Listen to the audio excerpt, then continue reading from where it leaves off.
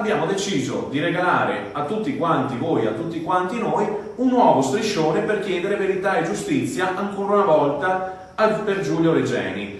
Consegneremo questo regalo alla cittadinanza simbolicamente nelle mani del sindaco Bortolato al prossimo Consiglio Comunale. Tutto era nato qualche giorno fa, quando il sindaco di Mogliano Veneto Davide Bortolato aveva fatto togliere dalla facciata del municipio lo striscione perché sgualcito e rovinato, decisione che ha subito sollevato un ciclone di polemiche. Tanto che Giacomo Nilandi, consigliere di Mogliano Bene Comune, assieme ad Amnesty International, ha subito deciso di prendere la palla al balzo e farne arrivare uno nuovo nelle mani del sindaco.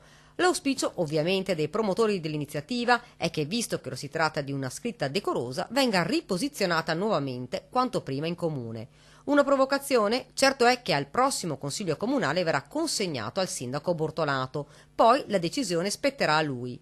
Una polemica, quella dello striscione rimosso dal municipio, che aveva sollevato più di qualche polemica anche a Treviso. Nilandi poi aggiunge: siamo convinti vada messo in comune e non da altre parti, perché è e rappresenta la casa di tutti i cittadini e le cittadine che, attraverso il voto dei loro rappresentanti, hanno manifestato la volontà di aderire alla mobilitazione internazionale lanciata da Amnesty International nel 2016. Ora bisognerà attendere il Consiglio Comunale e la consegna del regalo al primo cittadino.